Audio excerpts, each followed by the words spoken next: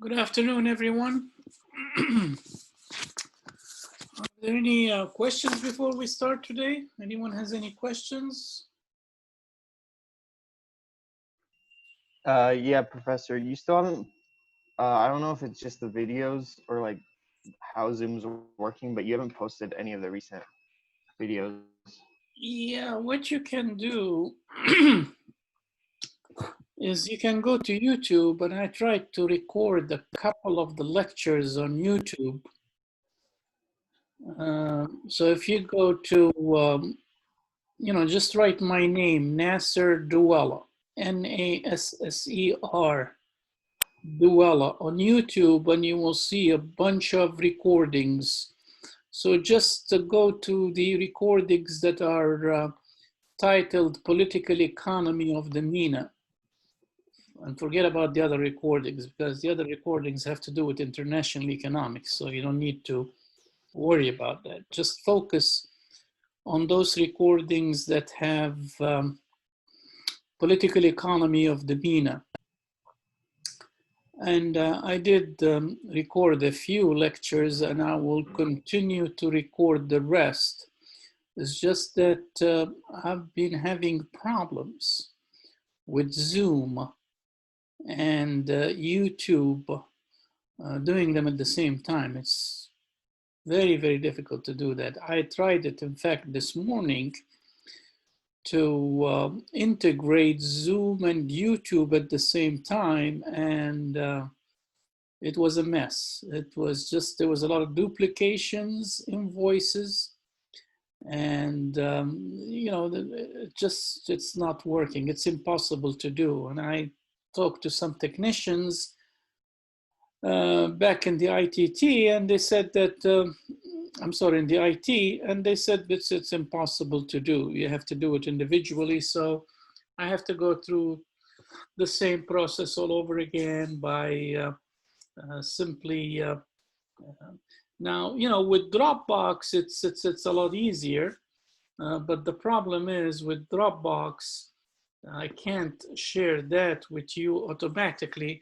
In other words, I have to do it individually with each student. I have to put the email of each student with whatever I want to share. And that also creates problems. So it's not very practical. So I guess, what I came up with right now is to do it the old-fashioned way, meaning I have to clear up the Zoom recording myself and make sure that it is filtered. And from there, I will just send you the link, basically. Or probably if I can, I'll record them on YouTube. Sometimes, that's not as easy as it sounds. I was successful with a few of them, but I was not successful with the rest, because I tried to record all the lectures on YouTube. And out of 7 or 8 lectures that I had, I was only able to record 3 of them. The other ones was just impossible to do for technical reasons. But again, as I said, I will have to go back to the old-fashioned way of doing it piecemeal. But it's just one of those things. That technology sometimes works in your favor, and at other times it works against you. And unfortunately, that's the case. But yes, you're right. Not all the recordings are available there, but I will try to make them all available to you as soon as possible. Is that Understood. Thank you, Professor. It was just that last week was, I think, 'cause a lot of names and a lot of countries and a lot of accomplishments. right? Just so that one I think is a little bit more valuable than Yeah. previous ones. For sure, you will have them as soon as possible before the midterm exam. That's for sure. So you have plenty of time to go over them and check them out, and coordinate all your notes together, and be able to um, have them work constructively for you. Okay. Okay. Any other questions? I guess we do have One student who needs to present today, they were not able to do it last time. Is that student ready to go for the class presentation? Yes, I am. Okay, do you need me to, let me give you the,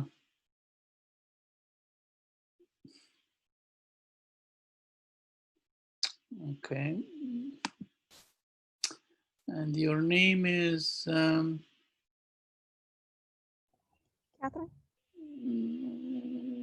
Catherine? Yes. Catherine Rios, okay.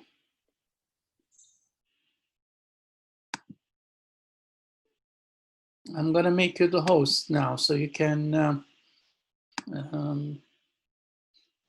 yeah, go ahead.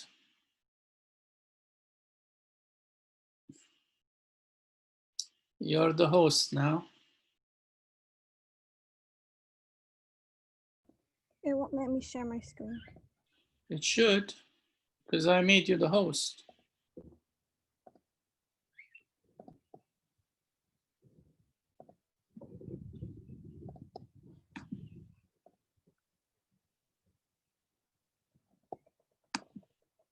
You know how to share the screen?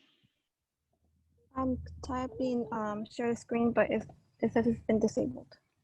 No, it's, I was just put you the host, in fact. So let me go back to, Professor, we're still seeing your screen, so I don't know if all the permissions were oh, given probably over. what I need to do. Okay, just a minute. Maybe I need to take this off. Maybe, I don't know. But are you still having problems with being the host?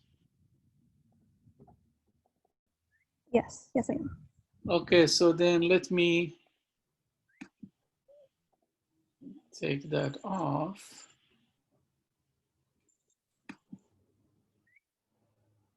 And let's see if we can.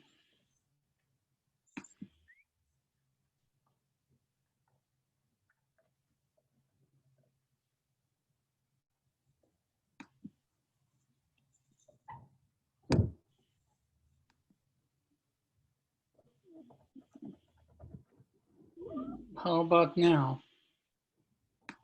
You're still, I guess, the,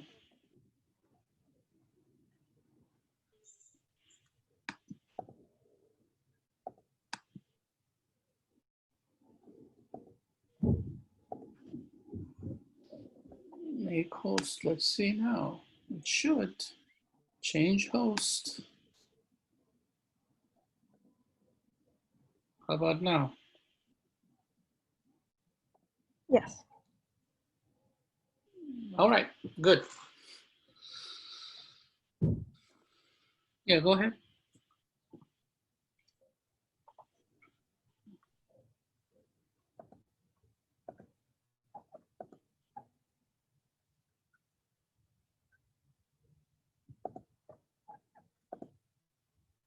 Hello, everyone. My name is Catherine Reyes, and I'll be talking about Saudi Arabia today and its zero indicators.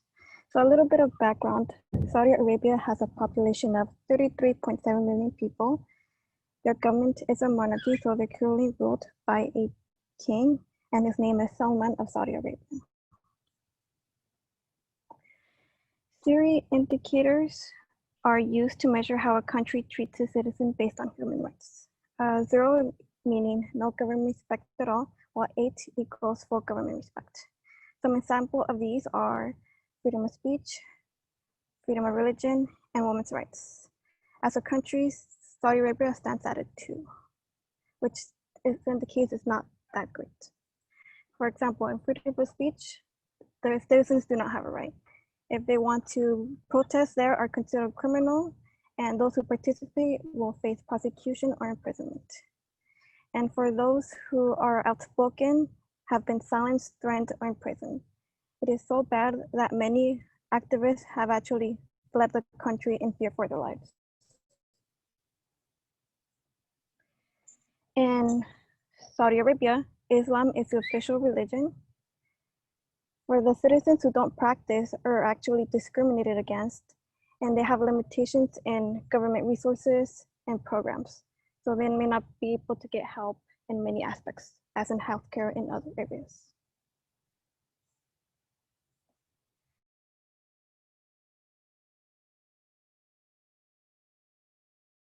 criminals there can be sentenced to receive a physical punishment.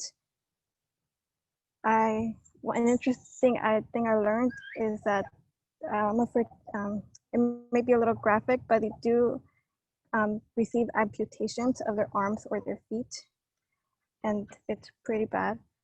They also practice corporal punishments that still occur to this day, and also public executions, which are performed by the state every year. And this year alone, there have been currently 40 public executions.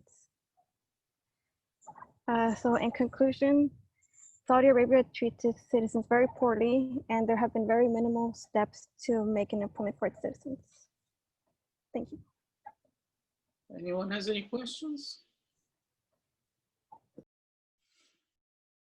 I'm curious if all the indicators are measured separately, or is the Syria indicator one big variable?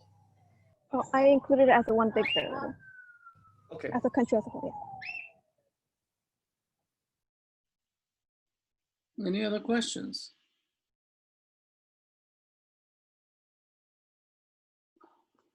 Okay, I guess you can go ahead and make me back the host.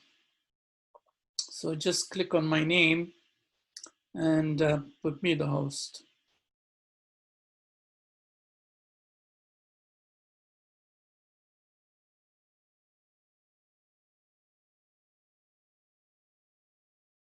Okay.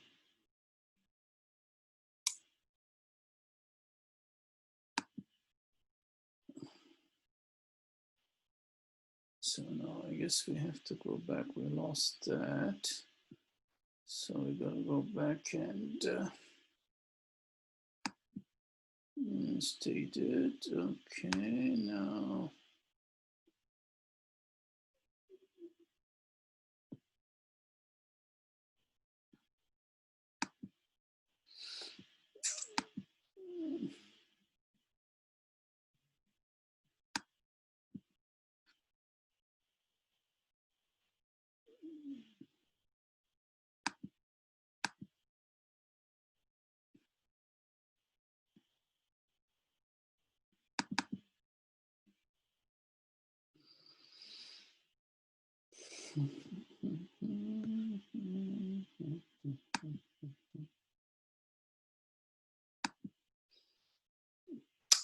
Everyone can see the chapter 4 notes? Yes. Okay, good. Okay, before we go to chapter 4, there are just a few things that I need to say about the previous chapter, and then we can close that. And from there, I just want to talk a little bit about the effect of all the indicators that we were talking about, like, for example, the rule of law, government effectiveness, human rights, etc. So all these things are important. I mean, we just didn't look at them because we like to look at them, rather because of their importance in what? Their importance in economic development, economic progress, and economic advancement. They play a huge role.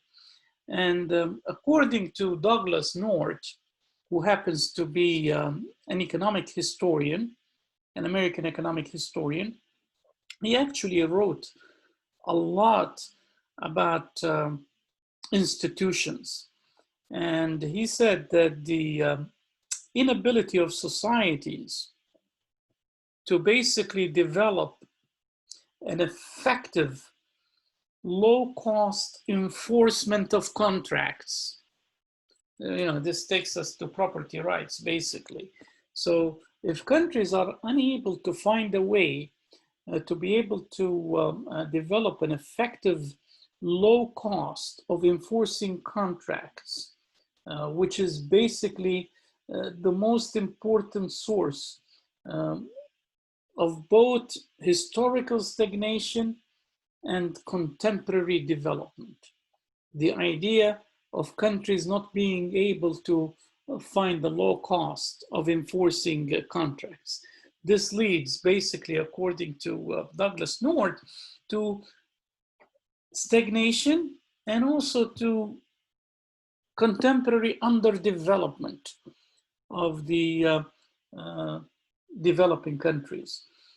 So those who control the state basically have an incentive to use it for private gain rather than for the public interest.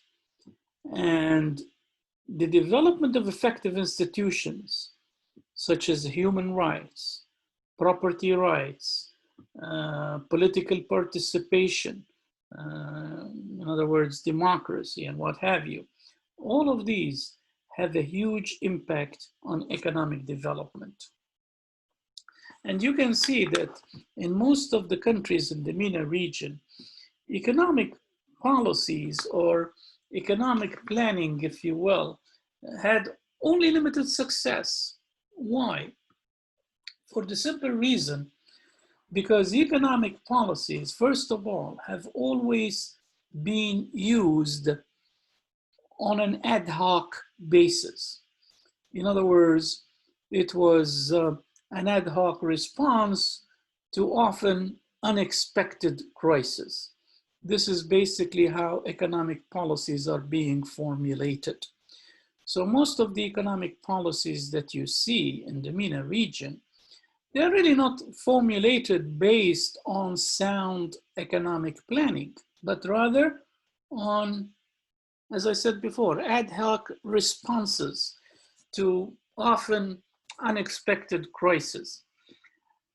Therefore, governments really must focus on building institutions and viable institutions. When we say building institutions, we actually mean viable, effective institutions.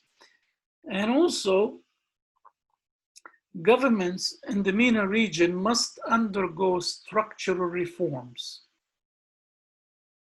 And when you say structural reforms in what? Well, for the MENA region, basically in all fields.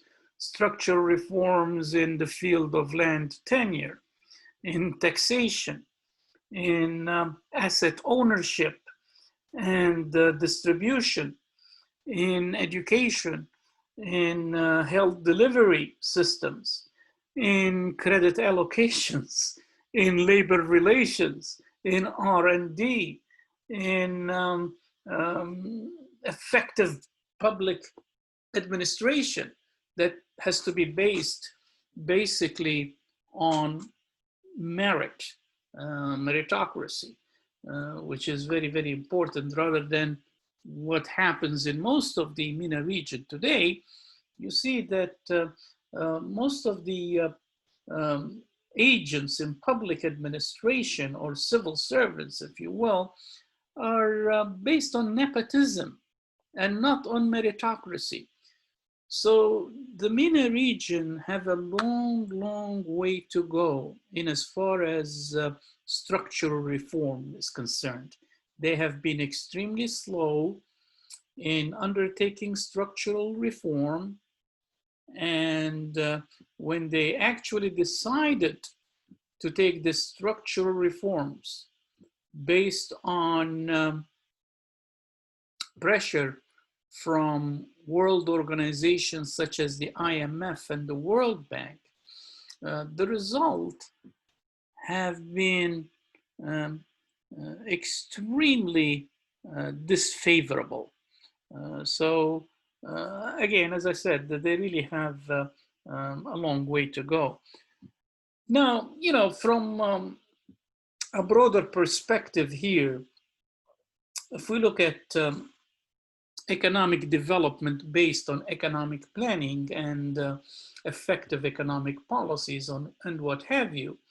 In fact, now, after more than half a century of experience in studying modern economic development, economists have learned that it is both possible and difficult to achieve economic development. Why? Because economic development is not something that is automatic, but it simply requires a systematic effort. And obviously, in the MENA region, this effort has been lacking. And it has been lacking for many reasons. One of the reasons, of course, is the structure of the government itself, the lack of effective institutions, etc. Again, they really have to go to the root of the cause of underperformance, economic underperformance. And the root cause here is obviously weak political institutions, weak political organizations. Because as we know, economics and politics are pretty much intertwined. And you cannot have a successful economic plan without a clear political environment, well-defined political environment that is conducive to making these sound economic plans move forward and be successful. Without the clear political undertakings, it's extremely to achieve, extremely to accomplish. So politics and economics are pretty much intertwined everywhere, by the way, not only in the MENA region, but everywhere. Politics and economics are pretty much intertwined. And as a result, you really have to look at the political foundation, the political base, and you need to do as much reforms in the political arena before you can even start thinking about making changes in the economic arena.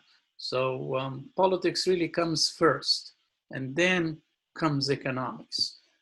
And unfortunately, in the MENA region, as I said, the political structure is still extremely weak, highly unorganized, very dictatorial, no transparency, extreme corruption, institutions, as I said before, they're not very effective simply because of the nepotism factor and the merit or the meritocracy that is extremely important is lacking in the MENA region.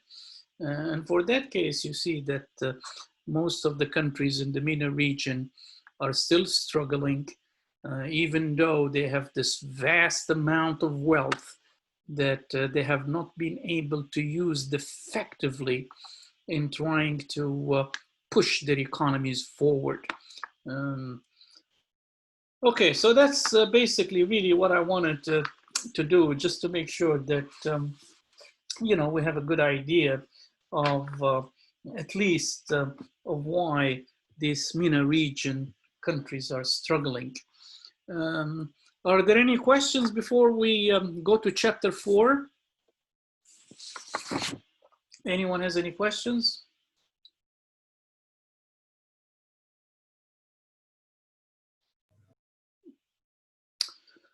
Okay, so and as far as chapter 4 is concerned, of course, we will be dealing with the impact of demographic change in the MENA region. And demographic change is extremely important because it has a huge impact on how, first of all, the economy works, and also it has political impact as well on who will be influencing decision makers in as far as voting is concerned, etc. So when we talk about demographic changes here, we're referring basically to one thing, which is anything that has to do with changes in population. So we're talking about in terms of population growth, change in population growth, the size of population. That's a demographic change. So if population is growing at a very rapid rate, that will have huge consequences politically, economically, and socially. So the growth of population, the size of population is very important. That's a demographic factor. And the other thing, of course, is the breakdown of this population size. In other words, we want to look at the composition of the population. We want to see how this population is structured. How is it made up of what? In other words, do we have a lot of young population, or do we have a lot of old age? In other words, is the population old or is it young?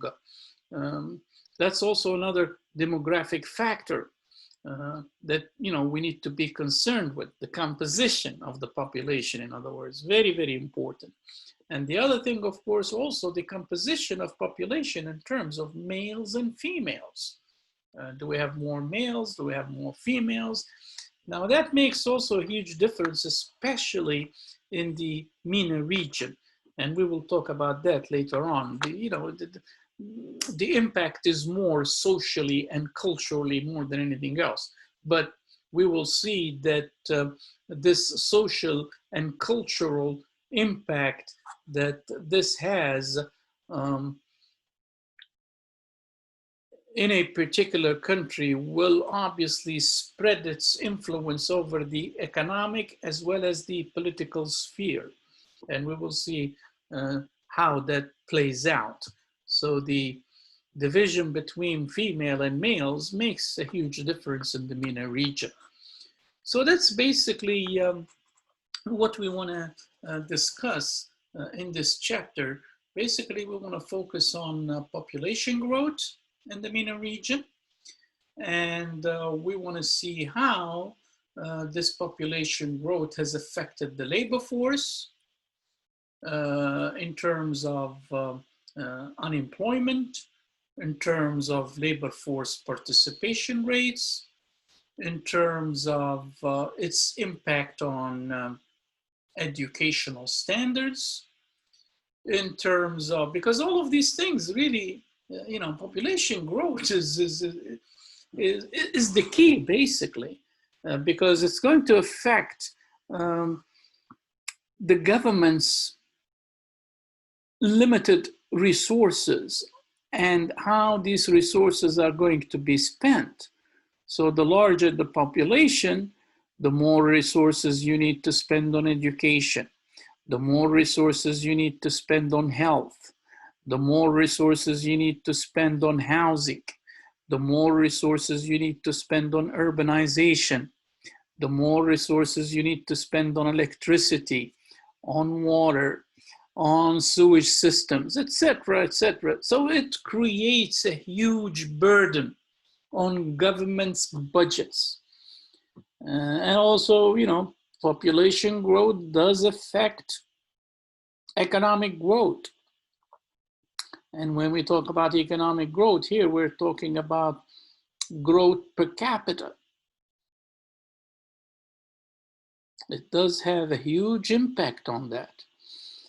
So, governments have in the MENA region tried to struggle with this phenomenon of population size. The population explosion, of course, and the inability of the state and the private sector to create enough jobs to absorb the ever-increasing demand for work has resulted in social tensions, which has erupted into popular uprisings in the MENA region. Now, the MENA region, of course, is pretty much known as a region with a very young population. In other words, you will see that the population in the MENA region, probably 60% or 65% maybe, is under the age of 25. That's a huge significant factor. When your population is extremely young, 65% under the age of 25, and 80% of the population happen to reside in urban metropolitan areas. This puts a lot of pressure on inner cities that the government really has to spend so much money in investment in what we call social overhead investments, which really has to do with education, health, roads, infrastructure, etc. So there are a lot of challenges that population growth um, really imposes on many governments in the MENA region, especially those who happen to be resource poor and labor abundant. Um, and The population explosion, as I said, of course, is another problem. It's another challenge that puts a lot of pressure in the labor market. It puts a lot of pressure for governments to actually find adequate jobs for a lot of people who actually have entered the labor force. So rapid population growth does make development problems worse. This is basically a huge challenge in all of the MENA region, whether they are resource rich or resource poor. Population growth is something that these countries have to put a handle on.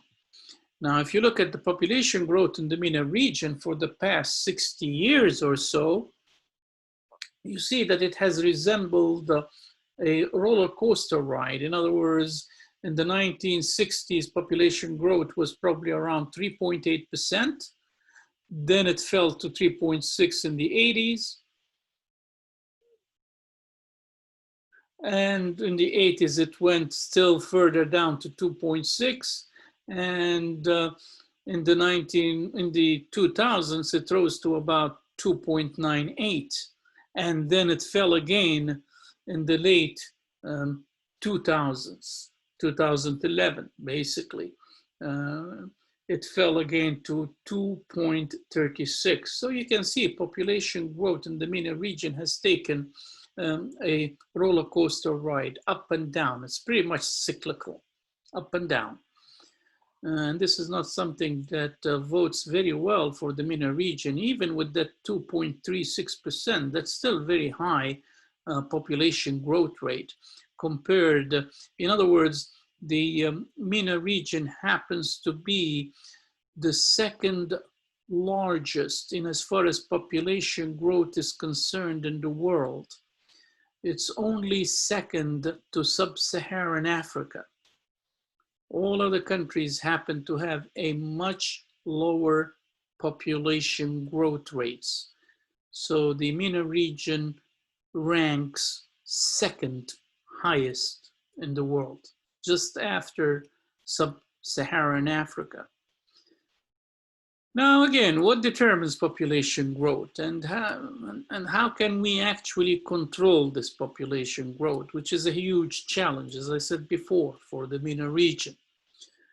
Well, it's obviously what determines population growth is total fertility rate, TFR, total fertility rate, which is simply defined as the total number of children that an average woman will bear over her lifetime.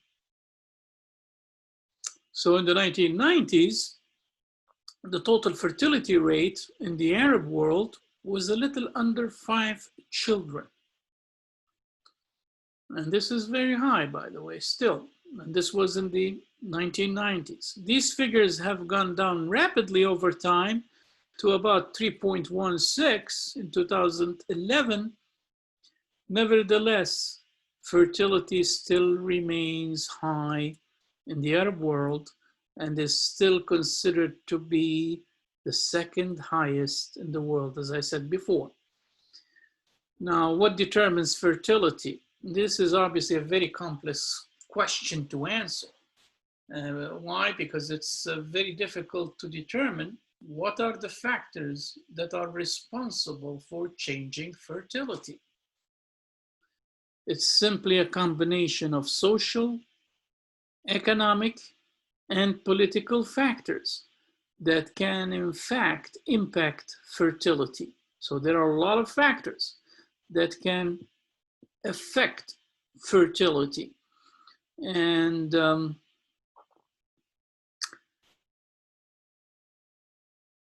Income, for example, is one economic, it's basically socio-economic factors, if I were to be more precise here, that pretty much affect fertility, socio-economic. So for example, we have income, education, attitudes, habits, and also public policy. All of these things are responsible for determining the fertility rate in the MENA region. So in other words, if we look at income, and if we want to see how income affects fertility, well, according to the author of your book, he shows that there is a negative relationship between income and fertility, which means that the higher the income, the less fertile women choose to be. In other words, less children they want to have. And this makes sense from the economic point of view. Why? Why does it make sense from the economic point of view? When income rises, women want to have fewer kids. Anyone can answer that? Does it also take in consideration their income? So like if they're working, then they're getting more money, so they're having less kids. Well, it all has to do with opportunity cost, basically. In other words, the more income you're earning, the higher the cost it's going to be for you to have kids and stay at home. That's basically the reason. From an economic point of view, it all has to do with opportunity cost. Does everyone see that? Opportunity cost? Yeah, there's only so many hours in a day, and kids take up a lot of hours. Absolutely, yeah. And the opportunity cost is very high, though. I mean, if you are making a lot of money, then the opportunity cost of having a kid is going to be very high for you. But if you are staying home doing nothing, basically, or you're not working, then the opportunity cost for having a child is very low. That's what it entails, basically, when we say there is a negative relationship between income and fertility. Same thing with education. The more educated women are, the more aware of their surroundings, the more of a change in attitude that they would have in as far as having kids is concerned. In other words, when women are highly educated, obviously they're going to be having very high paying jobs, presumably. And as a result, you really don't want to give up those jobs for simply staying home and taking care of kids. So income and education, obviously here, as you can see, they're pretty much negatively correlated with fertility. Attitudes, obviously here, attitudes and habits really have to do with culture, basically. So it all depends on the dominant culture and how people's attitudes are towards women not having kids, even though they have been married for 4 or 5 years and they don't have any kids. Women that are basically interested in a profession only without really wanting to have kids. So there are different attitudes, and all of this really springs from the type of culture that exists or dominates a particular society. Same thing with habits. So habits and attitudes really are, they're basically the same here. And then you have public policy towards family planning. This could affect, obviously, the more stringent this policy is, the less fertile society it's going to be. But the more lax this public policy is towards family planning, the more fertile a society is going to be. So public policy also has an important impact in as far as fertility is concerned, and as a result, on the size of population. So those are the things basically that, yeah, go ahead. What do you mean by public policy? Public policy, that simply means rules and regulations that the government puts forward. That's what we mean by public policy. Rules and regulations put forth by the government. So the government decides if they want to have family planning or not. And when they do that, they put that into law, basically in terms of um, things like contraceptives, things like, for example, abortion. There are a lot of rules and regulation that tries to promote family planning. And there are a lot of rules and regulations that try to promote fertility. In other words, it's very possible for the government to institute a law and says 1 child per family.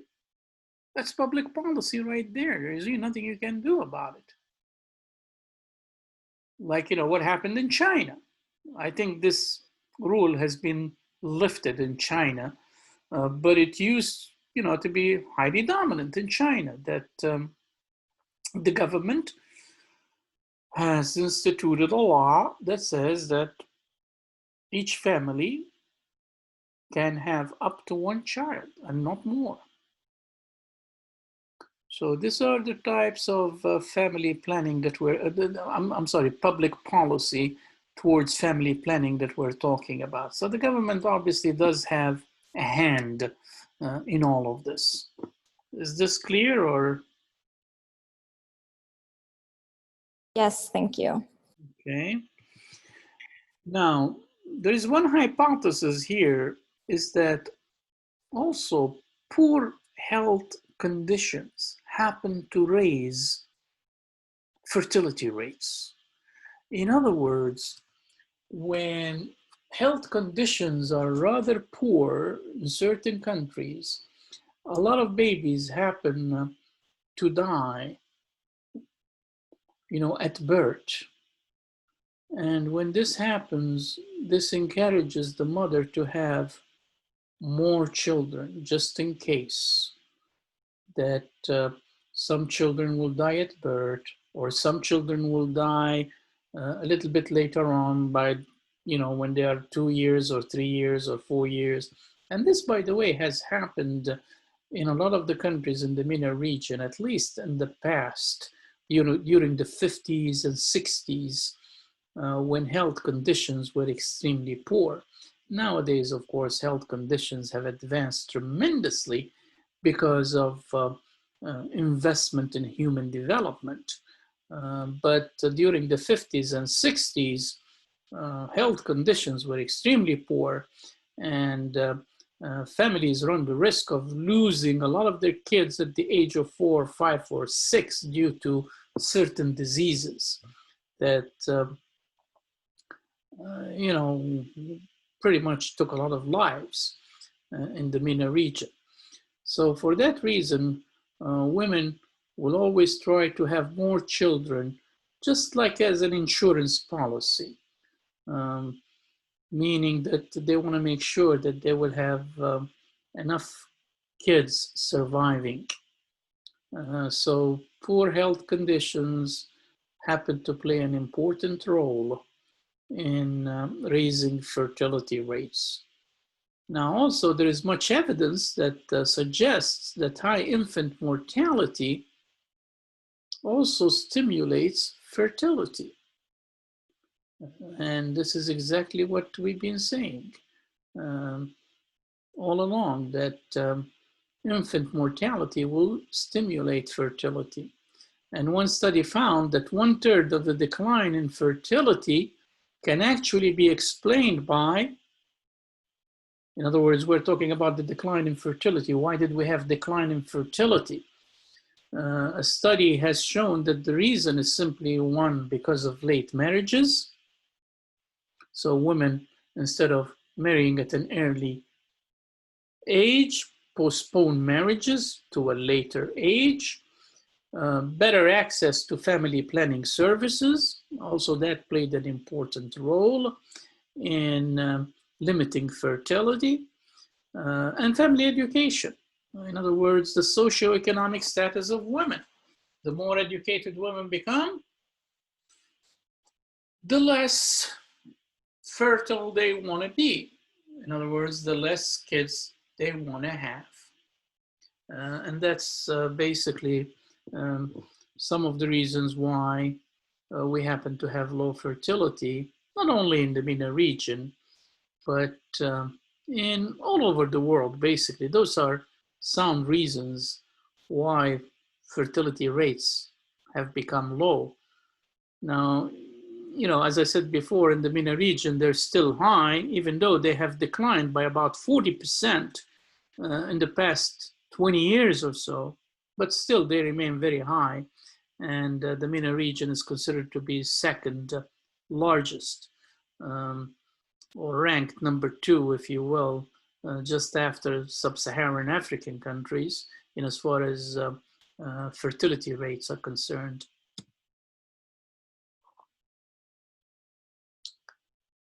Okay, so let's look at and again, here it's very important to note that even though we're talking about population growth as simply being an obstacle to development problems, it is merely just one variable in the ensemble of all the relationships that exist in the political economy that in fact affect economic development. So it's not only population, but there are so many things in the political economy that we talked about that hinders development. And by now, hopefully, you should know all the factors in the political economy that may actually hinder economic development. Again, remember we talked about governance, institutions, rule of law, lack of planning, corruption, you know, hiring based on nepotism. All of these things, you know, they're part of the factors in the political economy that obviously hinder economic development. So it's not only population. Population is just one factor, population growth, but there are other factors too, and we need to be aware of that. So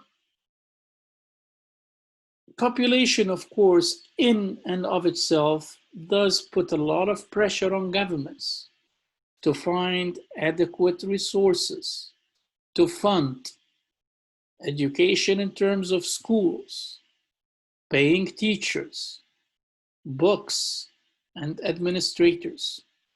So they really have to stretch that budget so thin when there is a huge population growth. And also it affects capital deepening. Now, what is capital deepening? Anyone can tell me what we talked about capital deepening, if you remember. I don't know if it was last time or 2-3 weeks ago, I don't remember, but I know I mentioned what is meant by capital deepening and the importance of capital deepening. Does it have something to do with the capital per worker? Very good, excellent. Capital per worker, very, very important. You gotta focus on that. In other words, I don't wanna invest just for the sake of investment in the capital stock, but I wanna make sure that whatever investment I have in the capital stock, it's going to lead to an increase in the capital labor ratio.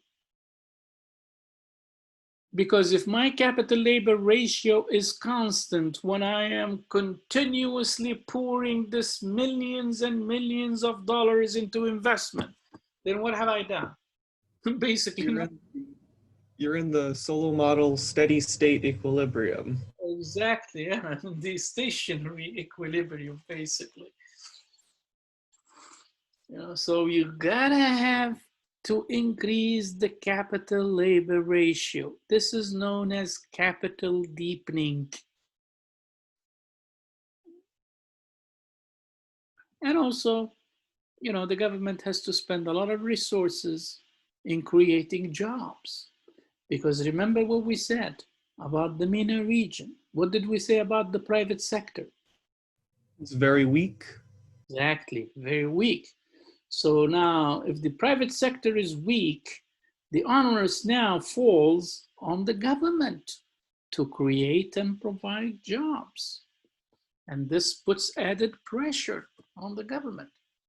Again, social overhead investment in housing, water delivery, and sewage systems.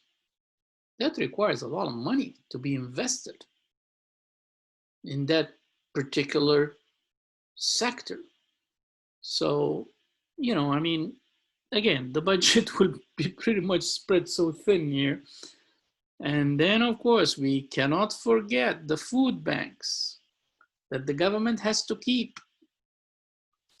because a lot of people can't afford to buy food. So a lot of this food is being subsidized through food banks. And if that's not available, this could cause riots. And I know back in, well, actually, it happened in Egypt, it happened in Tunis, it happened in Libya, when people could not buy bread.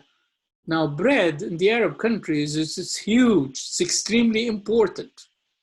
You know, the loaf of bread, the usually, you know, in the Arab world, it's the baguette, you know, baguette or whatever you want to call it in French. It's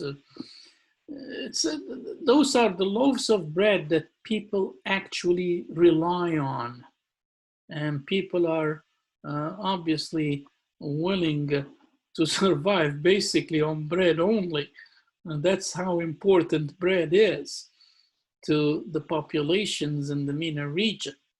So it's something that they cannot do without. And if the price of bread, if the price of bread happens to go up, or if the government is not able to provide um, enough quantities of bread, simply because of the shortage of flour or whatever the case may be, then the government is really going to be facing huge problems.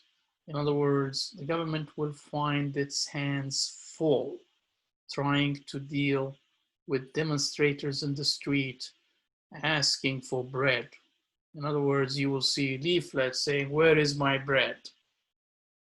You know, that's basically the importance of bread in the MENA region. So food banks, again, are extremely important, and governments have to make sure that the food banks will not run empty, and they are pretty much, you know, being filled with all types of food. So poor people, or you know, the majority of people, obviously, in the MENA region have access to these food banks, and they can buy these food at subsidized prices.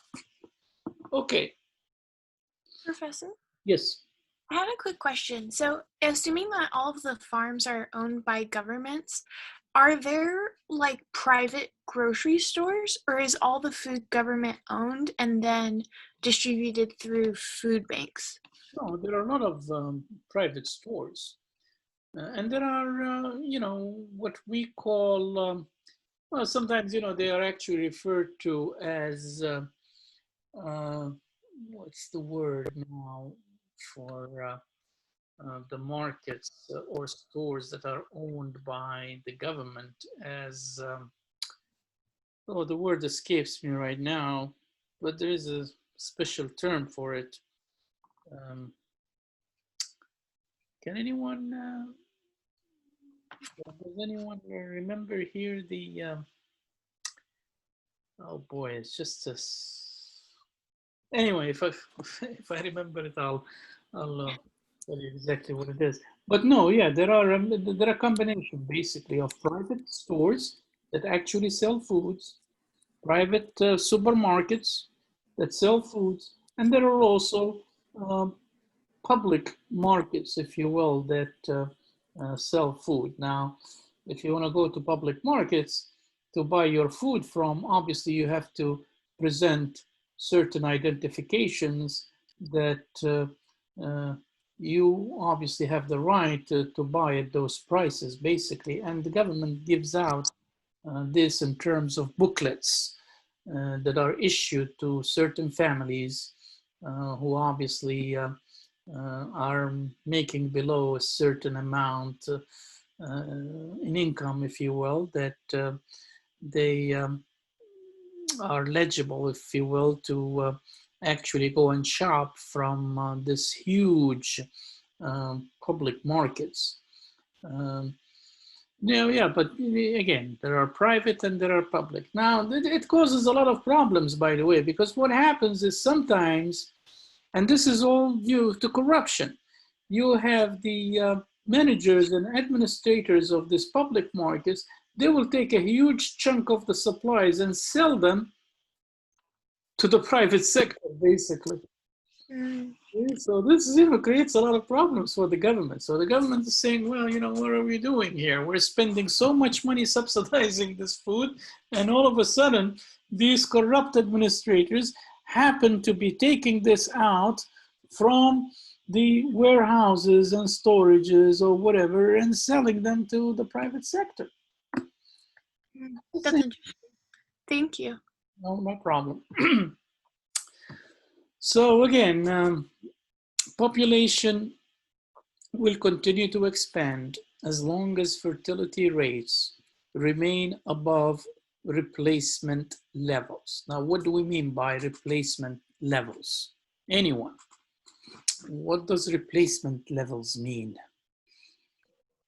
The levels at death to birth ratio. Very good. So, in other words, the death rate must be exactly equal to the birth rate. When that happens, then we have reached replacement levels. If, for example, the birth rate happens to be greater than the death rate, then obviously your replacement levels are increasing, they're on an increase. And vice versa, if the birth rate is less than the death rate. In other words, if that happens, then obviously fertility is falling. So for fertility to be stationary, in other words, you do not see any increase or decrease in fertility, the death rate must be exactly equal the birth rate. For example, birth rates exceed death rates. That's when fertility rates are above replacement levels. So fertility rates will stay above replacement levels as long as birth rates exceed death rates. Is this understood? Any questions on that? Mm-hmm. Okay, good. Now, the development model that is based on patronage, which is obviously pursued by the resource-rich labor poor, in other words, the GCC, this is the type of model they pursue, the model that's based on patronage. In other words, the government really acts as a father figure, if you will, and they will take care of their citizens' needs in the most part. This is known as the patronage model. This model will be unsustainable if population growth is rapid and continues to grow rapidly. Under this model, the government takes on the commitment of providing the entire needs of society. And this really poses a huge problem and a big challenge for the GCC countries when population is growing rapidly. Luckily, population growth in the RRLP is really very small, and that's why we call them labor poor. So they obviously depend a lot on migrant workers. In fact, if you look at a lot of these GCC countries, you will see that migrant workers in some countries make up 60% of the population. Migrant workers make up 60% of the population. So they're in fact the majority, basically.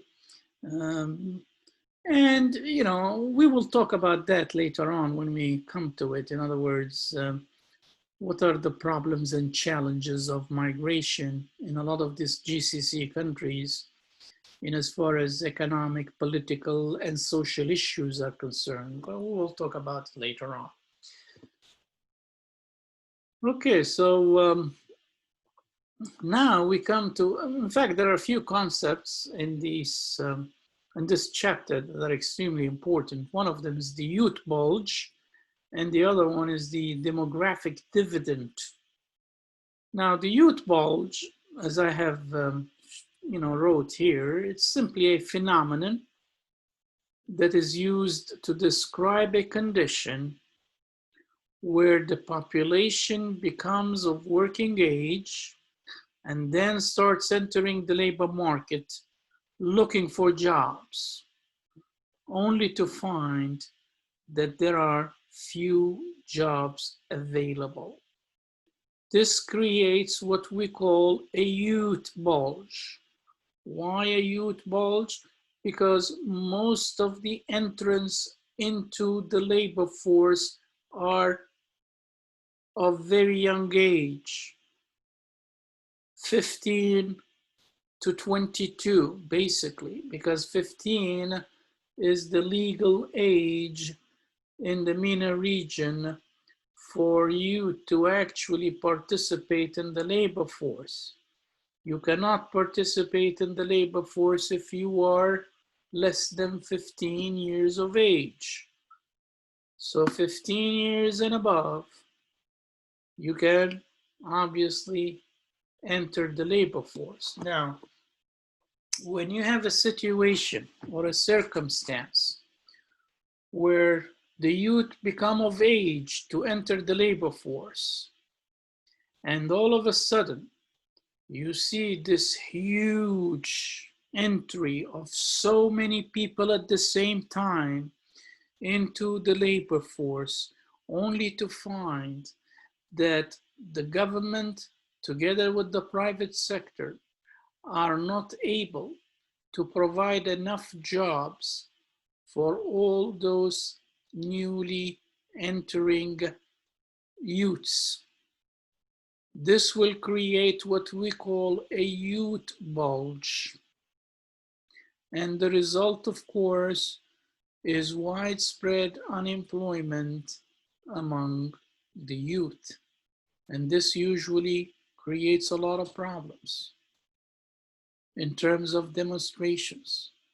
Some have even said that the youth bulge was the main cause of the Arab Spring. People wanting jobs, but they can't find one. So the youth bulge is very, very dangerous. And unfortunately, it poses a huge challenge to the MENA region. But unfortunately, the MENA region has not been able to address this challenge successfully. Professor? Yes. Is the youth bulge more of an economic issue or a political issue? Because I know economics and politics go hand in hand, but I'm curious if it's more one than the other. Well, actually, it's more of a socio-economic issue. It's a socio-economic issue that leads to a political challenge, basically. But to begin with, it's a socio-economic issue that if it is not addressed correctly, down the road, it's going to cause political upheaval. So that's how you need to look at it, basically. Is this clear? Does this make sense to you? Yes, yes, it does. Thank you. Okay. Now, on the other hand, we have another phenomenon that results from this demographic changes. So the youth bulge itself is a demographic phenomenon. Now, the demographic dividend is also a demographic phenomenon. Now, the DD is usually defined as a condition that arises whenever the labor force grows faster than population. So if the labor force happens to be growing faster than population, you have a problem here. This is known as the demographic dividend. Now, it does have challenges, but if it is used correctly, it can turn out to be a huge dividend for the economy. Why? Because the labor force is growing faster than population. In other words, what do we mean when we say the labor force is growing faster than population? We simply mean here that the people who are actually willing and able to work and become participants in the labor force are growing at a higher rate than the overall population. Again, this simply means that we, as a result of this demographic dividend, as a result of the labor force growing faster than population, we are able to observe a decline in what we call the dependency ratio. Now, dependency ratio here is simply the number of dependents divided by the working age population. So who are the number of dependents here? The number of dependents are simply those who are below 15 and above 65. Below 15 and above 65. That's those people who will be dependent on someone else to provide for them. Because now they cannot work because they are under 15, and they don't work because they have retired. They're over 65. So there's very little that they can contribute once they reach that retiring age. And a lot of people retire, can't work anymore for physical reasons, health reasons, or whatever the case may be. So now when we have this demographic dividend, we have this ratio, the number of dependents divided by the working age population declines, and this is a good thing. Simply now we have more working people working to support few people.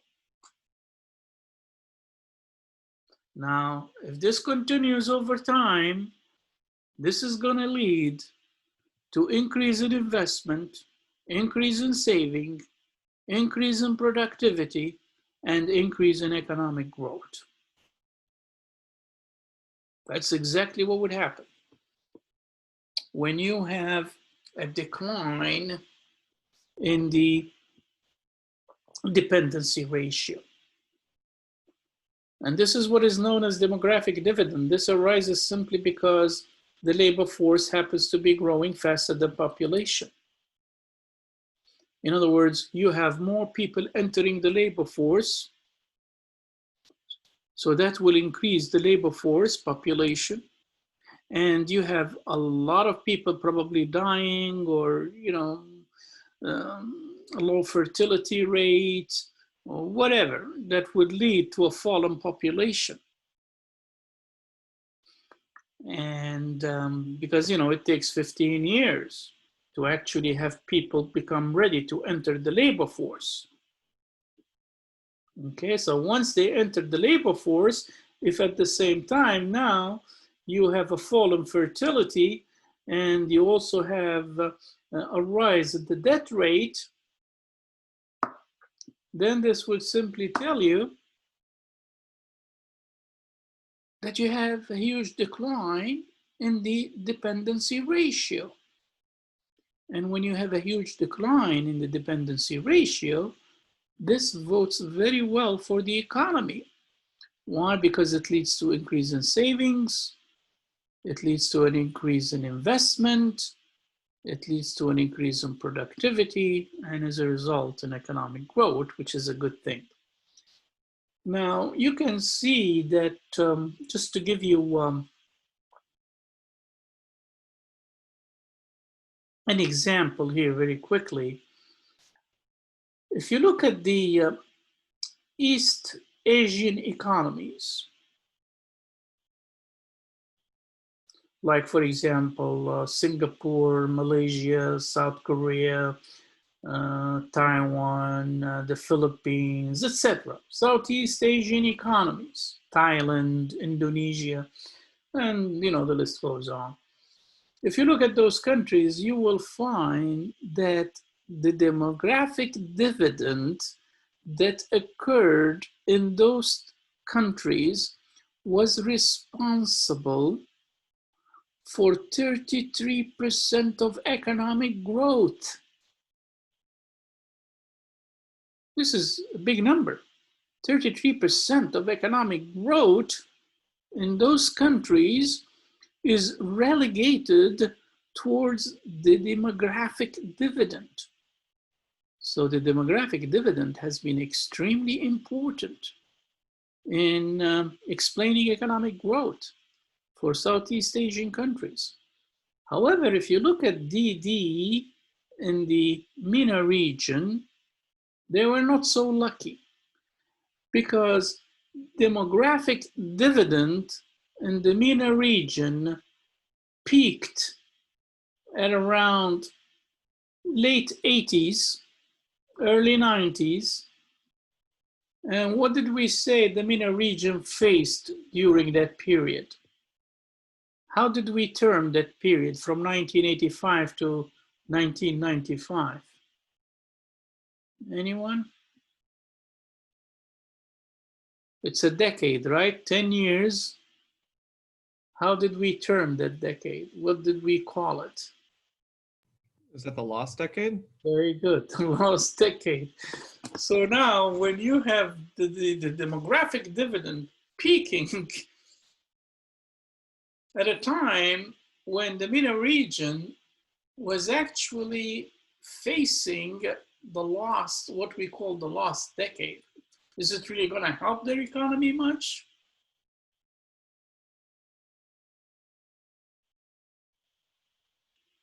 No.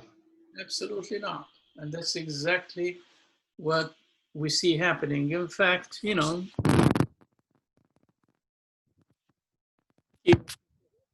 because the demographic dividend is extremely important. It has helped a lot of countries, as far as their economic growth perspective is concerned. But when it comes to the MENA region, unfortunately, did not help at all, simply because the MENA region was going through a phase that we call the lost decade phase, which obviously did not help at all. So I guess I'm running out of time. We're going to leave it right there unless anyone has any questions. Professor, what exactly caused the youth bulge? Yeah, well, the youth bulge was obviously caused by the huge fertility rates and population growth in, in previous years. So when that happens, when after 10, 15 years, those people who were newly born now find themselves to be 15 years, right?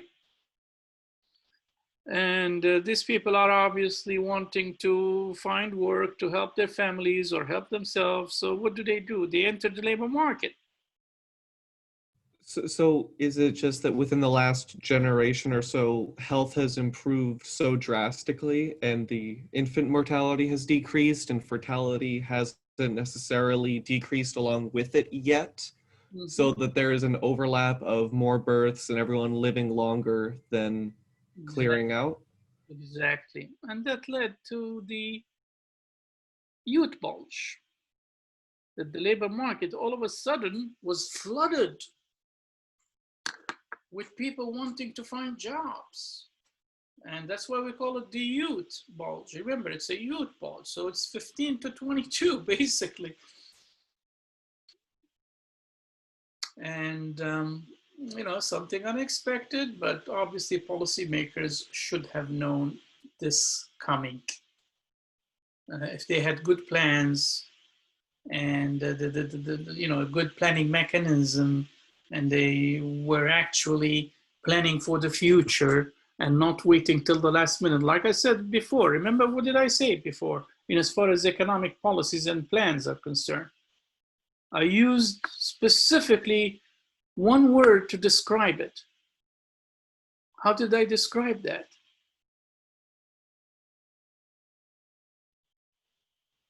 I said that plans are pretty much haphazard, Ad hoc?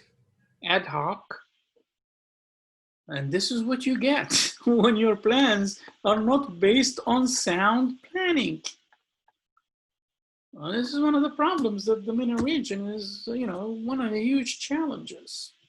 So you can't just wait till the last minute and then say, hey, how am I going to handle this problem? Well, you should have prepared for that problem a long time ago.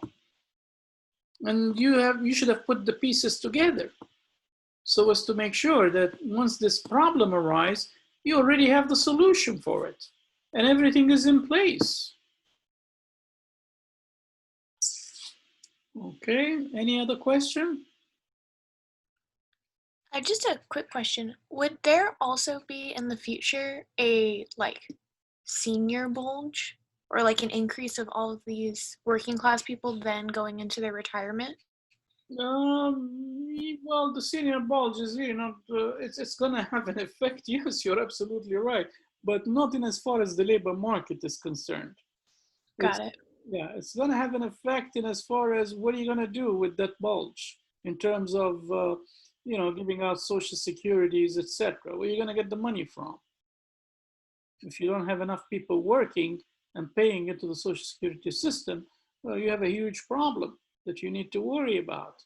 And now, as far as the MENA region, there are retirement plans and there are pensions, and the government obviously does pay a lot of these workers who happen to have pensions their money back, whatever they paid when they were working, and they must set aside all of that, because if they don't, then they're going to find themselves in a position whereby they don't have enough money to pay everyone who has retired. And the private sector, by the way, in the MENA region does not have these plans. It's only the government that does. The private sector, they really don't pay any pensions. They don't take any money from you, of course, in social security or what have you. But at the same time, once you retire, you're on your own. If you were working for the private sector, you have to deal with your own expenses. But if you're working for the government, that's different. Any other questions? Well, good. That's good. At least, we do have some students who participate, which is good. This is what we need, because really, when it's a one-way street lecturing, it becomes kind of boring for me to be, doing all the talking all the time without any feedbacks from you and without any questions, arguments. I like to see more questions. I like to see more participation. So at least, we can make the whole discussion very lively, and we can learn from each other, by the way. You learn from me and I learn from you, and other students learn from one another. So I think this is a good format. Okay, guys, so I will talk to you on Thursday. I have to run, unfortunately. I have another class in about 10 minutes. So I will see you next. Thank you, Thank you, Professor. Professor. You're welcome. Professor.